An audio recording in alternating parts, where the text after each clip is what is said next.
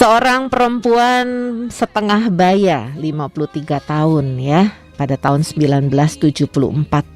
Dia penulis lagu-lagu country terkenal, terpandang dan terhormat. Turun di sebuah gereja kecil pada satu hari dari mobil Cadillac-nya dengan pakai mantel bulu-bulu dan bersinar dengan permata yang dia pakai gitu. Dia berhenti di gereja kecil dan berkata kepada pendeta muda yang ada di gereja itu, "Saya pengen bicara," katanya, "karena saya punya masalah." Si pendetanya berkata, "Kelihatannya kamu gak punya masalah keuangan."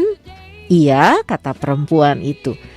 "Dan kelihatannya juga kamu sehat." "Iya juga," kata perempuan itu. "Lah terus apa masalahmu?"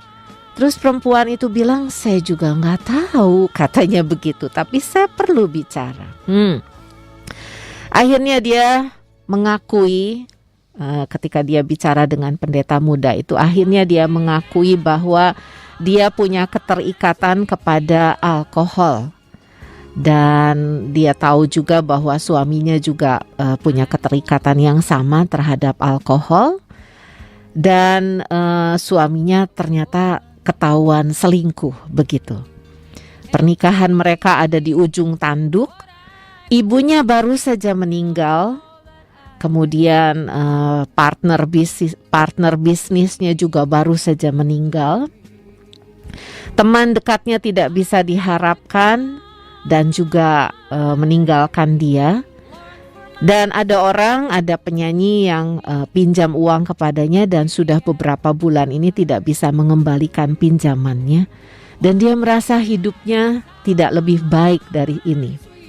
Kemudian si pendeta muda ini yang ternyata baru mengkonseling pertama kali, pendeta muda ini berkata begini, "Pernahkah kamu berpikir untuk berterima kasih kepada Tuhan atas masalah-masalahmu?" Si perempuan muda ini, "Apa?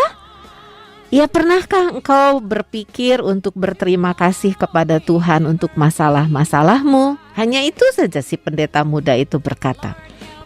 Berterima kasihlah untuk masalah-masalahmu.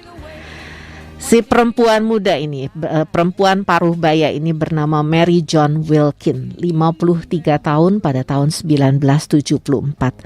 Dia rentan terhadap depresi dan diringankan dengan minum minuman keras, jadi aja ketagihan minuman keras begitu. Dan dia mencoba beberapa kali bunuh diri dalam keadaannya yang terkenal, terpandang dan terhormat, dan dalam keadaan ekonomi yang sama sekali tidak punya masalah dan sehat begitu. Kemudian dia pulang ke rumahnya dan dia mencoba menulis lagu karena dia memang penulis lagu, dan menulislah dia lagu ini, Short Maestro, One Day at a Time. Satu-satu saja gitu, satu hari demi satu hari. Yang masa lalu sudah hilang, besok belum tentu jadi milik saya. Udah satu hari ini saja dijalani dan beri saya kekuatan untuk menjalaninya.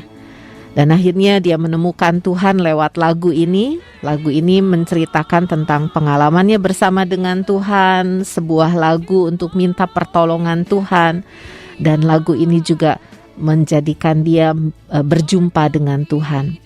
Dia sudah kembali, katanya, kembali kepada perjumpaannya dengan Tuhan, dan dia menceritakan kepada teman-temannya, "Saya kembali kepada Tuhan."